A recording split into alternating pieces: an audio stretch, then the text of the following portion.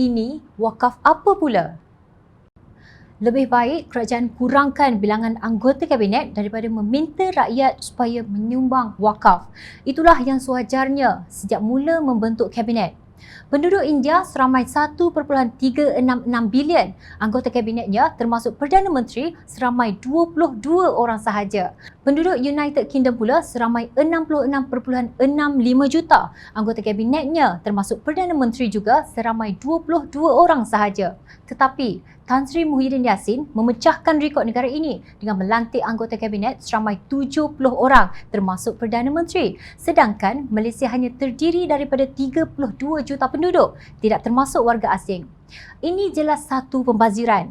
Dengan bilangan kementerian dan anggota kabinet yang ramai, kerajaan tebuk atap pada 17 Ogos lalu membawa usul rang undang-undang RUU pembekalan penguntukan semula peruntukan perbelanjaan.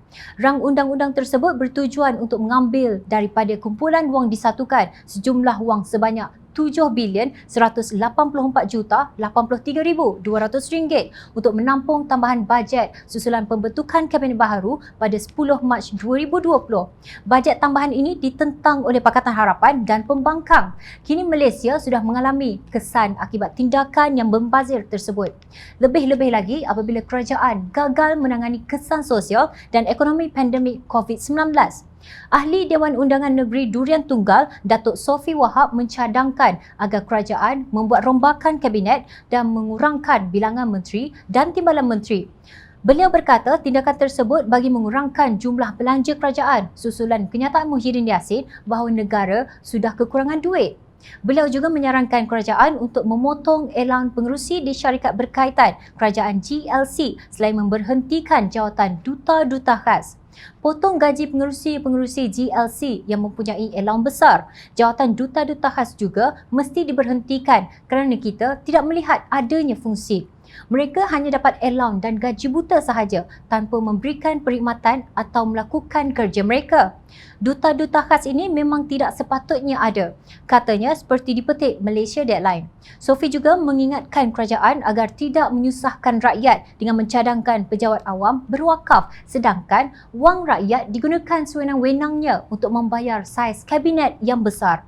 Bahkan ujar Sofi, jelas sekali terdapat menteri yang tidak kompeten dalam kerajaan yang tidak telus menguruskan wang rakyat. Janganlah diminta kepada pegawai kerajaan untuk memotong gaji mereka dan mewakafkan sebahagian daripada gaji mereka. Sedangkan menteri dan timbalan menteri ramai yang jumlah mereka tidak munasabah untuk mendapat allowance tinggi. Jangan cuba nak susahkan orang lain, mencadangkan orang lain supaya berwakaf tetapi wang rakyat digunakan sewenang-wenangnya, kata Sofi. Sebelum ini, Menteri Alam Sekitar dan Air Datuk Seri Tuan Ibrahim Tuan Man menggesa penjawat awam memberikan sumbangan sekurang-kurangnya RM10 bagi menjayakan projek tabung wakaf air nasional, Wakaf Air. Timbalan Presiden PAS itu menganggarkan sebanyak RM16 juta sebulan. Dana wakaf itu dapat dikumpulkan jika 1.6 juta penjawat awam membuat potongan gaji secara tetap setiap bulan sebanyak RM10. Rakyat sedang menghadapi kesukaran untuk meneruskan kehidupan apabila hilang pekerjaan sementara harga barangan mencanak naik.